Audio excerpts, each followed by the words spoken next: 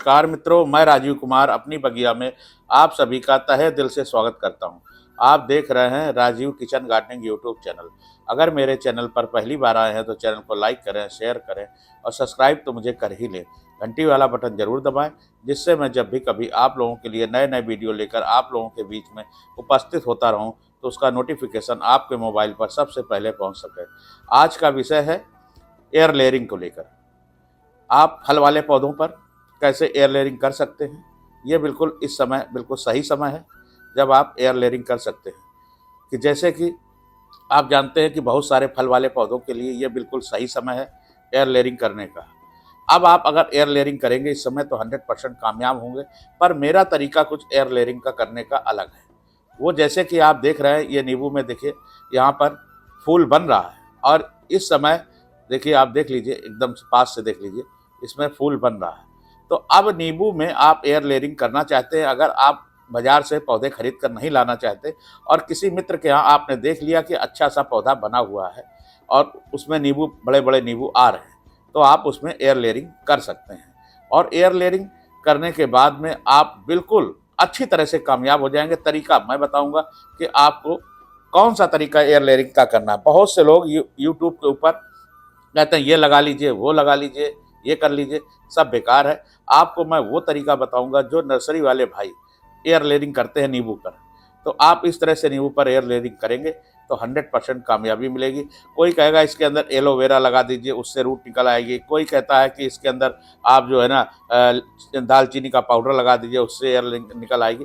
पर मैं वो तरीका बताऊंगा आपको, जो तरीका होगा कि जो नर्सरी वाले भाई लोग करते हैं, वो तरीका बिल्कुल कारगर है। 100% एकदम आप कुछ भी कर लीजिए, इस तरीके से अगर एयर लेयरिंग करेंगे तो कामयाबी आपको मिलेगी।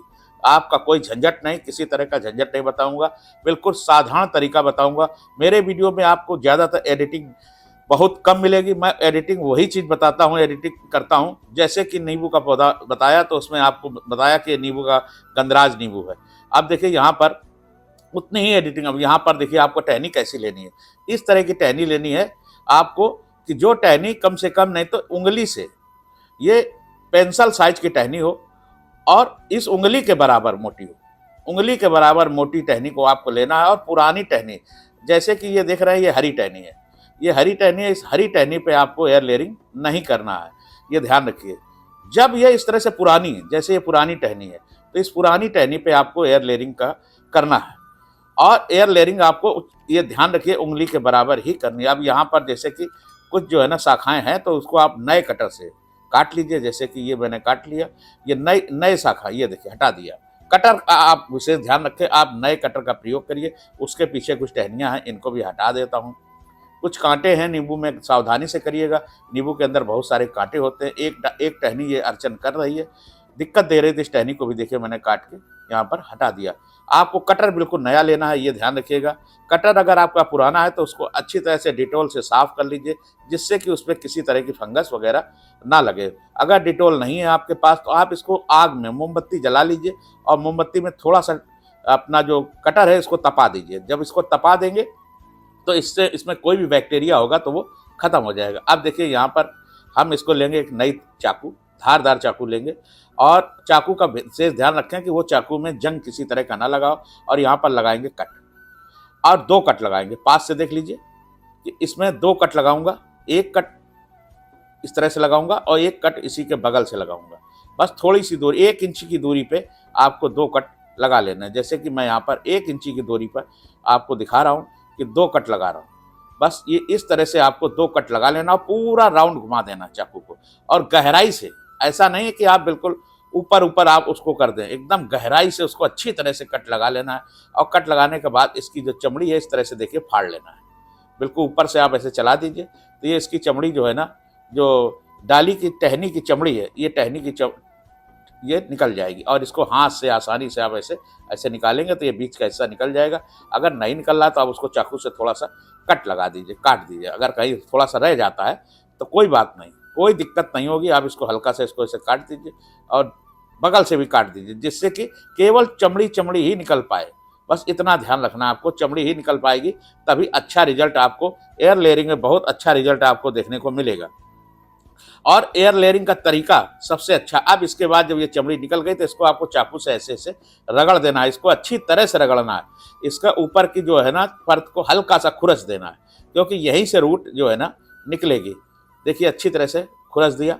अब इसको इसके खूब मतलब कोई जगह बचे ना, इस तरह से आपको, ये बिल्कुल नर्सरी वालों का तरीका है जो मैं आपको बता रहा हूँ, कोई नहीं बताएगा। इसके बाद देखिए हमको यहाँ पर क्या लेना है, हमको यहाँ पर लेना है, देखिए रात को मैंने आज ही रात में यहाँ पर ये माउस ग्रास स्टिक, जो माउस जो हमारा मनी प्लांट होता है उसमें लगाते हैं, तो उसमें थोड़ा धोखा होता है। उसमें कई बार जो नारियल का छिलका होता है उसको भी लोग बाग लगा देते हैं, तो आपको नारियल का छिलका ना लेके माउस ग्रास लेनी है, जो ओरिजिनल माउस ग्रास है उसी की घास, जो ये समुद्री घास होती है माउस ग्रास, इसको आपको ले लेना है। और इसमें पानी होल्ड करने की कैपेसिटी बहुत ज़्यादा होती है। एक बार पानी अगर इसने पी लिया, और रात को मैंने इसको डाला था और पूरी रात ये 12 घंटे भीगती रही। अब इसको देखिए इस तरह से दबा के अच्छी तरह से इसका पानी निकाल देना है, पूरा पानी इसका ऐसे निकाल दीजिए, एकदम मॉइस्चर इसका, केवल मॉइस्चर इसके अंदर रहेगा। इस तरह से आपको दबा लेना है और बिल्कुल पानी आप इसका निकाल दीजिए। अब देखिए इसका पूरा पानी अच्छी तरह से दबाने के बाद निकल गया। अब ये है ज़्यादा, तो इसका थोड़ी मात्रा लेंगे, क्योंकि हमको 3-4 घुट्टी और बांधनी है।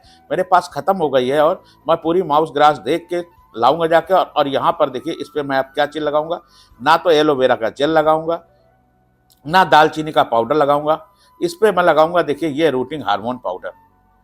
ये रूटिंग हार्मोन पाउडर का प्रयोग करेंगे, ये नर्सरी वाले यही प्रक्रिया करते हैं, ना तो एलोवेरा का जेल लगाते हैं ना कुछ करते हैं। और मैं भी यही रूटिंग हार्मोन पाउडर का, जब कोई रूट निकालना होता है, मैं इसका प्रयोग मिट्टी बनाते समय, जिस समय नए पौधे लगाता हूं, मिट्टी बनाते समय भी इसी रूटिंग हार्मोन का प्रयोग भी करता हूं। बस यहाँ से देखिए इस रूटिंग हार्मोन पाउडर को आप भी, अगर आप नए पौधे लगा रहे हैं तो इस रूटिंग हार्मोन का आप प्रयोग कर सकते हैं। इसमें इसका प्रयोग करेंगे तो बहुत अच्छा रिजल्ट आएगा। ये असली वाला रूटिंग हार्मोन पाउडर है, क्योंकि इस तरह का ही रूटिंग हार्मोन पाउडर को नर्सरी वाले प्रयोग करते हैं। अब इसका देखिए मैंने निकाला लगभग आधा चम्मच रूटिंग हार्मोन पाउडर। लोग बात टहनी पे लगाते हैं, पर मैं टहनी पे नहीं लगाता, मैं इसी माउस ग्रास के बीचों बीच में देखिए आधा चम्मच के लगभग ये रूटिंग हार्मोन पाउडर मैंने इसके अंदर डाल दिया। अब इसके बाद में इस रूटिंग हार्मोन पाउडर को कुछ नहीं करना, जहां पर हमने टहनी काटी हुई है उसी जगह पर देखिए, इसी जगह पर मैं इसको अच्छी तरह से ध्यान करके, ये बिल्कुल पाउडर बिल्कुल टहनी के बीच में आना चाहिए। ये देखिए बस टहनी के बीच में इस पाउडर को मैंने लगा दिया और मुट्ठी से अच्छी तरह से दबा दीजिए, मुट्ठी से दबा दीजिए। मैंने दो, और इसके बाद मैंने 2 तरह की पन्नी काटी हुई है और देखता हूँ इसमें कौन सी पन्नी, और ये वही पन्नी है जो बाजार में से हम लोग जो है ना सामान लेके आते हैं, उसी में जो पन्नी निकलती है उसी पन्नी से मैंने ये 2 पन्नी काट ली है। उसमें से देखता हूँ रख के कौन सी पन्नी सही आएगी उसकी जगह पर, उसी पन्नी का आपको प्रयोग करना है। ये पन्नी लगता है कुछ बड़ी है, तो इस पन्नी को देंगे हटा। हम दूसरी पतली पन्नी भी मैंने काटी है, ये इस पन्नी का प्रयोग करेंगे। और इसको देखिए अच्छी तरह से पन्नी को राउंड लगाकर इस तरह से आपको इसको चढ़ाना है इसके ऊपर, कि इसके अंदर एयर नहीं जानी चाहिए। अगर एयर चली जाएगी तो आपकी जो कटिंग है वो फेल हो जाएगी। तो आपको इस तरह से एयर लेयरिंग करना, खूब अच्छी तरह से इसको टाइट खूब खींच के आपको इस पन्नी को इसके ऊपर चढ़ा देना है। ये चीज़ का आपको विशेष ध्यान, अगर आप हल्के हाथ से इस पन्नी को चढ़ाएंगे तो आपकी एयर लेयरिंग फेल हो जाएगी। ये आपको विशेष ध्यान रखना है। एयर लेयरिंग के समय पर पन्नी को बहुत ज़्यादा टाइट करके बांधा जाता है, और इसके बाद में देखिए इस तरह से मैंने इसको टाइट करके, खूब अच्छी तरह से टाइट करके चढ़ाया हुआ है। ये देख लीजिए आप, ये है तरीका एयर लेयर। अब इसके बाद में जब ये टाइट पन्नी चढ़ गई, तो अब इसके बाद में हम यहाँ पे क्या करेंगे, देखिए खूब अच्छे से दबा के चेक कर लेंगे, कहीं से एयर जाने की बिल्कुल गुंजाइश इसके अंदर ना रहे, क्योंकि एयर चली जाएगी तो मॉइस्चर सूख जाएगा। अब यहाँ पर हम लेंगे, देखिए ये है केबल टाई। मैं कोई धागे का प्रयोग नहीं कर रहा हूँ, बिल्कुल इजी चीज़ बताऊंगा, ये आसानी से आपको बाजार में मिल जाएगी। आप बिजली वाली किसी दुकान पे चले जाइए, ये केबल टाई, जिससे केबल टाई बोलते हैं, इसी केबल टाई से हम इसको दोनों सिरे टाइट करेंगे। देखिए इसके दोनों सिरे आसानी से, नींबू में कांटे बहुत होते हैं, मेरे भी कांटे चुभ रहे हैं, पर आप बड़ा सावधानी से करिएगा। और देखिए इस तरह से केबल टाई को खींच के इसमें लगाकर और इसको खींच देंगे। एक हिस्सा मैंने ये केबल टाई से देखिए बांध दिया। अब इसके बाद हम इसका दूसरा सिरा भी लेंगे और केबल टाई से खींच कर दूसरा हिस्सा भी बांध देंगे। इस चीज़ का आपको सावधानी रखना है। केबल टाई का दूसरा हिस्सा, एक तरफ से केबल टाई जाती है जिसमें टाइट होती है, एक तरफ से ऐसे आप खींचेंगे तो टाइट नहीं होगी। ये देखिए दोनों हिस्से मैंने इसके केबल टाई को खींच के बांध दिया कस के। अब इसके बाद में इसके दोनों सिरे बंद हो गए, एक बीच में भी मार देता हूँ, बीच में केबल टाई एक और फंसा देता हूँ, जिससे कि किनारे की तरफ से कहीं से भी हवा जाने की बिल्कुल गुंजाइश इसके अंदर रह ना जाए। अब इसके बाद 1 महीने के बाद लगभग रूट तो 15 दिन के अंदर इसमें आ जाएगी, क्योंकि रूटिंग है, पर मैं इसको 1 महीने के बाद चेक करता रहूंगा। इसमें रूट जैसे इसमें भर जाएगी तो इसके बाद ना मैं इसको आगे से वहां से जो है ना कट का, अभी समय लगता है केबल टाई थोड़ा सा उल्टी लग गई मेरे से, तो मैं इसको सीधा कर लेता हूँ, क्योंकि केबल टाई में 2 हिस्से होते हैं, पर अभी ये टाइट सही ढंग से नहीं हुआ तो इसको निकाल लेते हैं, क्योंकि केबल टाई ये उल्टी लग गई है। अब इसको फिर से सीधे तरीके से लगा देता हूँ, क्योंकि केबल टाई जब तक उसमें जो दाने होते हैं जब तक वो कर कर से आवाज़ ना आ जाए तब तक समझिए कि ये बंद नहीं हुई। अब ये देखिए अच्छी तरह से केबल टाई लग गई है। अब इसके बाद में हम इसमें करेंगे इंतजार, थोड़े समय तक इंतजार करेंगे। देख लीजिए आप, बिल्कुल मैंने इस तरह से बांध दिया, आपको भी इसी तरह से घुट्टी बांधनी है। और ये 15 दिन के अंदर इसके अंदर रूट दिखाई देने लगेगी।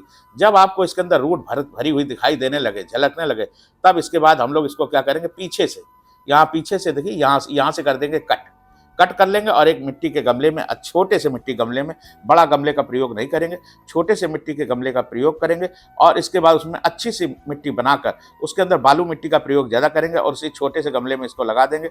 और मैं इस रूटिंग हार्मोन का प्रयोग करता हूँ, तो आप भी इसी रूटिंग हार्मोन का प्रयोग करिए। अगर आपको एयर लेयरिंग करनी, किसी झंझट में ना पड़े, तो ज़्यादा अच्छा रहेगा। यह जानकारी आपको कैसी लगी? अगर यह जानकारी आप किसी झंझट में बिल्कुल पड़ने की जरूरत नहीं है।